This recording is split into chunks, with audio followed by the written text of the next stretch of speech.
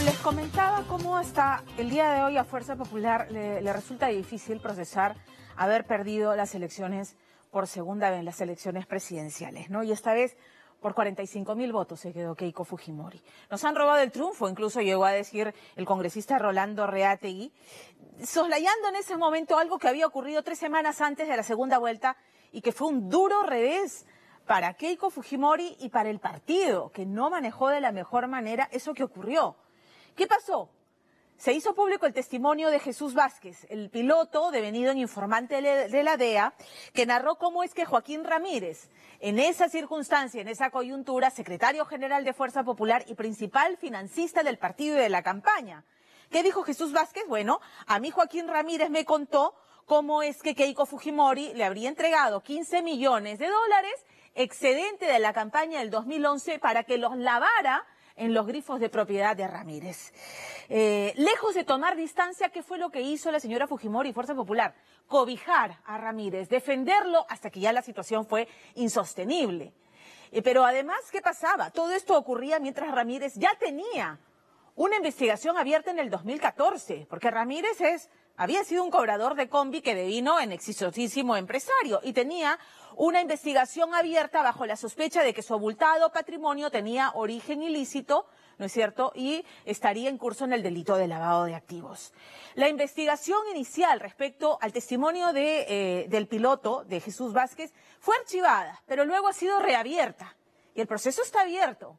Y hace un par de meses, autoridades judiciales peruanas viajaron a Miami a tomar un nuevo testimonio. Y fueron 10 horas de interrogatorio. ¿Qué pasó? Todos los abogados involucrados de todas las partes estuvieron en esa diligencia. Se ratificó Vázquez, aportó pruebas que ratifiquen lo que ha declarado y que le costó la elección a Keiko Fujimori. Se lo cuenta Carlos Orbegoso, nuestro director, que estuvo en Miami con él. Vamos con el reportaje. De piloto a informante de la DEA, así se autoproclama este hombre de 66 años frente al mar Atlántico en una discreta playa de Fort Lauderdale en la Florida. Su nombre completo es Jesús Francisco Vázquez Ibáñez. Nació en Cajabamba, Cajamarca, pero hace más de una década se mudó a Estados Unidos. Dejó atrás su vida como piloto de aviación y permaneció como un completo anónimo hasta el 15 de mayo de 2016, cuando habló y probablemente cambió el destino de nuestro país. Usted sabe que hay gente que dice que usted habló básicamente para tumbarse la candidatura de Keiko. Yo hablé la verdad, hablé lo que tenía que decir y lo dije por convicción propia. A mí nadie me pagó un centavo, nadie. La china Keiko Fujimori te dio 15 millones de dólares para que los laves. Sí, me dijo. Esa mera referencia en los medios de comunicación de este señor cambió prácticamente la historia del país. Aquel domingo, Keiko Fujimori, la reincidente candidata presidencial, superaba aún el 50% de preferencias electorales y tenía prácticamente una victoria casi asegurada. Muchos opinan que la entrevista que el reconocido periodista de Univisión Gerardo Reyes le hizo a Vázquez fue la bomba funesta que a solo 3 semanas de la segunda vuelta terminó dándole la victoria a Pedro Pablo Kuczynski. ¿Le pagaron para tumbarse a Keiko? ¿Por qué me van a pagar? Es más, cuando vino acá su abogado, lo primero que me preguntó fue si yo conocía al señor Kuczynski, si yo conocía a otra señora que ha llegado a ser. Nunca en mi vida los he visto, nunca, para nada. Lo único que fue, yo salí a decir eso porque mi conciencia de peruano me decía que yo tenía que salir al frente a decir la verdad para que el Perú no caiga en manos de esos delincuentes, porque se sabía quiénes eran. ¿Pero qué dijo exactamente este personaje? Primero, aseguró haber sido informante encubierto de la DEA durante 10 años y que tras frecuentar de manera muy cercana al entonces secretario general y financista de Fuerza Popular, Joaquín Ramírez, lo grabó en reiteradas ocasiones. En una de ellas, él le habría hecho esta grave revelación. Estamos conversando y me dice, tú sabes que la China me dio 15 millones de dólares en la campaña anterior para lavarlos. Entonces le digo, Y como para verificar, la china Keiko Fujimori te dio 15 millones de dólares para que los laves. Sí, me dijo. ¿Y el audio donde dice Joaquín Ramírez que recibió 15 millones de dólares? Eso lo tiene la DEA. ¿Y cómo se explica que usted nunca lo pudo copiar? ¿Por qué? Porque atrás mío venía un carro, escuchando una camioneta de ellos, escuchando todo lo que yo conversaba, porque en mi carro habían micrófonos. De tal forma que el agente que me recibió la grabadora se quedó admirado por lo que él había escuchado. Me dijo, esto es bomba, me dijo, esto es importantísimo. Y yo le di la grabadora y él se quedó con esa grabadora y al siguiente día me dieron otra. Esto remeció las más altas esferas del partido fujikeikista y pese a que la lideresa defendió a Ramírez, igual su salida de la campaña y del cargo fue cosa obligada. Luego vendría la escandalosa emisión de un audio burdamente editado y cuyo mensaje fue adulterado para descalificar y desprestigiar a Vázquez. Y fue así como Keiko Fujimori perdió por segunda vez la oportunidad de instalarse en Palacio de Gobierno, solo por 42.000 votos de diferencia.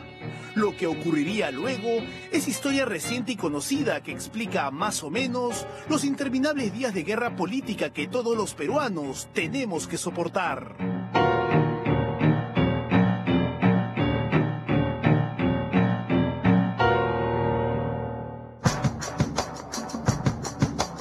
Pero no todo quedó en el terreno político.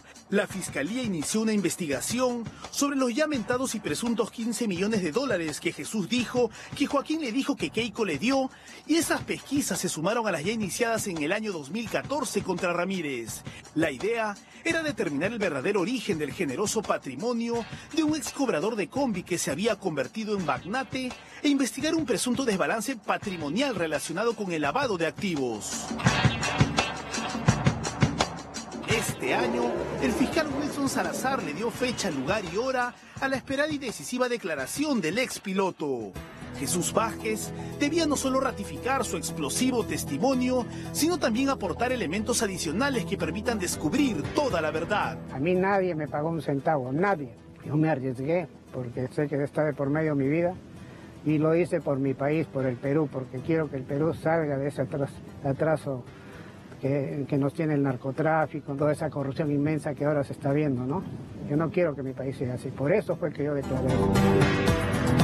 El último jueves 5 de julio, en las oficinas del consulado peruano en Coral Gables, desde las 9 de la mañana y durante casi 10 horas, Vázquez fue interrogado por el fiscal Wilson Salazar, la procuradora contra el lavado de activos Corina Trujillo, la abogada de Keiko Giuliana Loza y el defensor de Joaquín Ramírez, José Luis Castillo Alba, recientemente señalado por sus cercanas relaciones con el juez Walter Ríos y el empresario Mario Mendoza. Es completamente falso. Yo soy un abogado litigante que no tiene intereses económicos en el Callao o en otra parte, simplemente cumplo con mi trabajo de abogado defensor.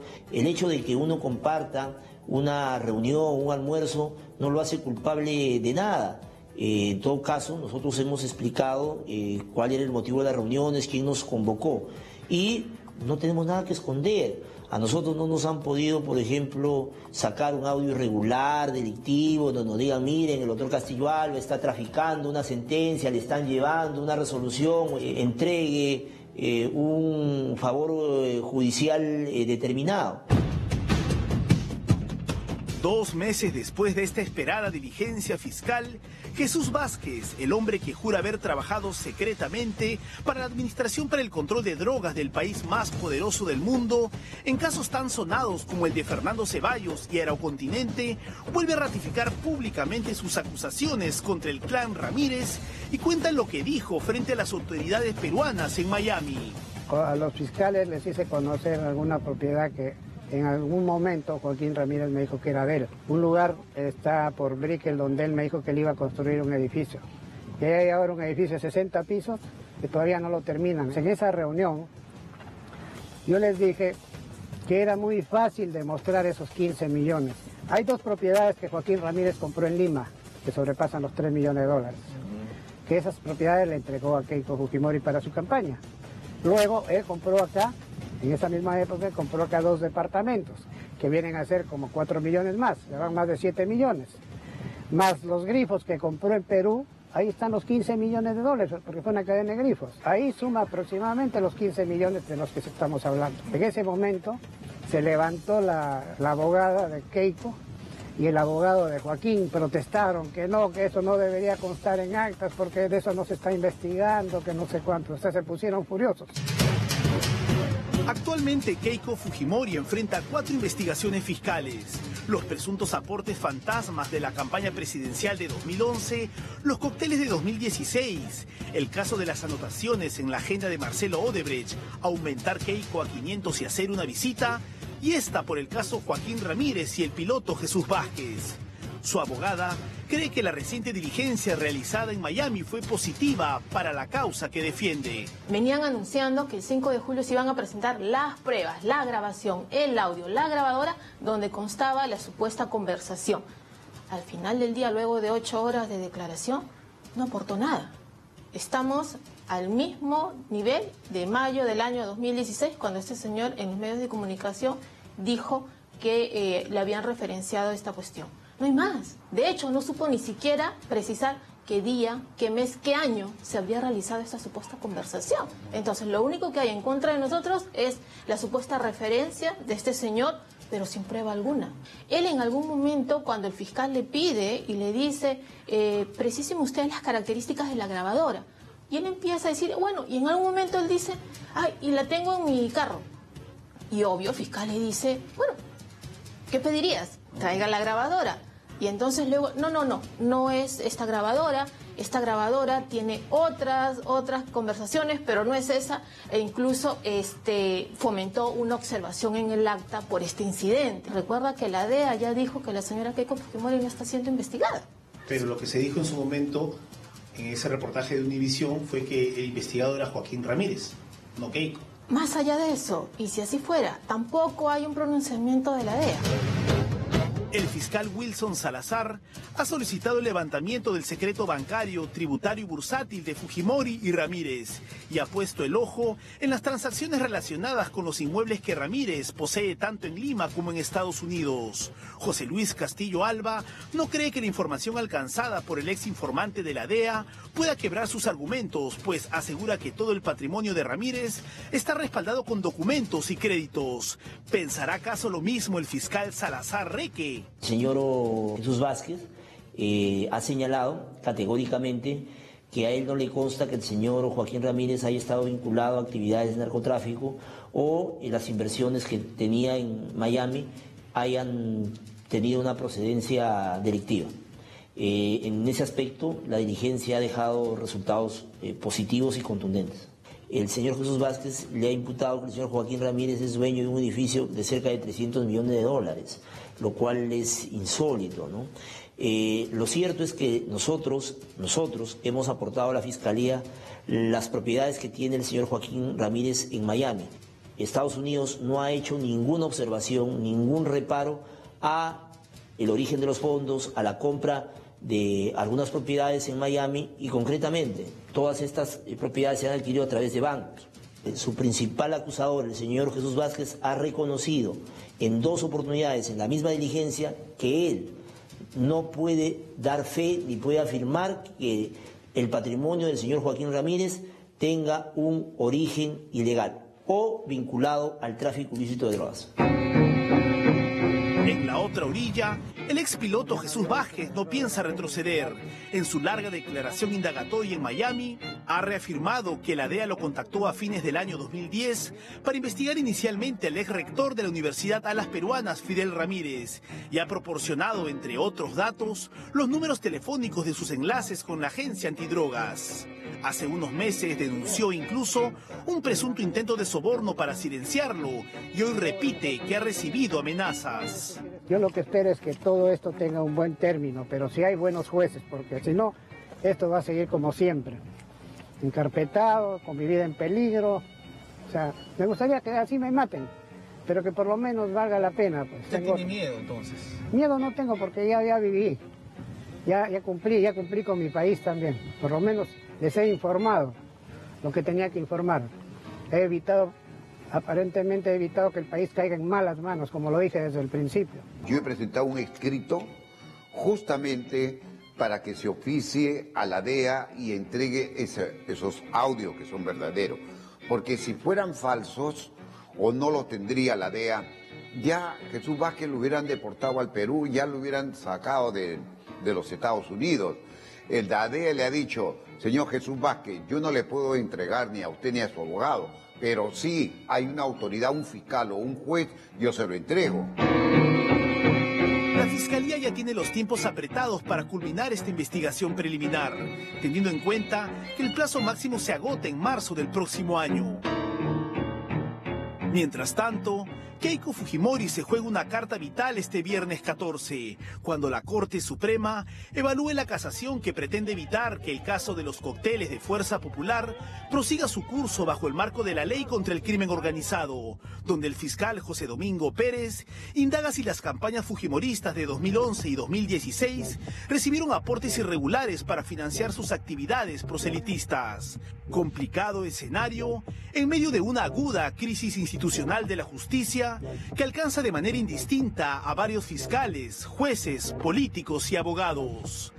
¿Habrá salida al final del túnel? ¿Dónde está esa persona que lo grabó en esa llamada editada, donde se le dijo que usted era un delincuente prácticamente? Palomino está en la cárcel, porque violaba a todas las chicas que tenía ahí en su restaurante, las violaba, y dentro de ellas había una menor de edad que lo denunció. ¿Está sentenciado? Sentenciado, está en la cárcel ahí en Sarasota. Estoy preparando una demanda a todos ellos, incluido acá, a Klimper, a Arbulú, a todos me los voy a llevar en cuenta.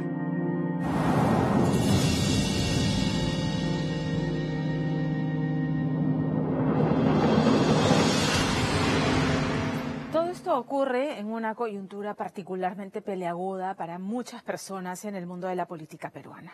Y es que todo este enfrentamiento entre el Congreso y el Ejecutivo, entre Fuerza Popular y Martín Vizcarra, el presidente, tiene que ver con lo que está ocurriendo en el Ministerio Público, en donde se pide la salida de Chávarri.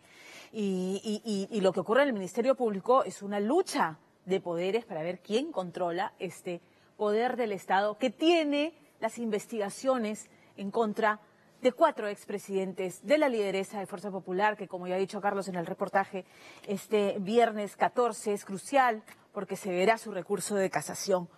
Hoy el expresidente del Congreso, Luis Galarreta, ha salido en una entrevista en un diario local con artillería pesada en contra del presidente Vizcarra y ha tildado al presidente Vizcarra, a la vicepresidenta Mercedes Arauz y al expresidente Kuczynski como los cuellos blancos de Choquehuanca. Muy bien, ¿quién sí tendría relación con los cuellos blancos? Los del puerto. El abogado de Joaquín Ramírez, según el testigo protegido número 108, este es su testimonio, que en varias oportunidades lo menciona. Y lo menciona por su relación estrecha con los jueces que formarían parte de esta organización criminal. Y voy a leer. El informante aclara que José Luis Cavazza Roncaya no es conocido como Pepe Lucho. A quien se le conoce como Pepe Lucho es el abogado José Luis Castillo Alba, quien es amigo íntimo del fiscal supremo Tomás Saladino Gálvez Villegas y del juez supremo César Inostroza Pariachi, y que también se refiere que llevan varios arreglos tanto en la Corte y en la Fiscalía Suprema. Además se reunía en el restaurante Don Fernando en el distrito de Jesús María.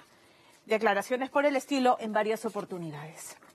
Al final del día, lo que se necesita es celeridad en estos procesos. Lo que se necesita es conclusiones que terminen con acusaciones si es que el sustento existe y es real. Y si no, con el archivamiento. Pero esta pelea intestina entre el Congreso, el Ejecutivo y de por medio el Ministerio Público reclamando que hay persecución política en contra del fiscal de la Nación nos hace muchísimo daño, porque nuevamente se está hablando de la vacancia del presidente de la República. Y eso sí es peligroso. Eso sí es peligroso. Vamos a cambiar de tema.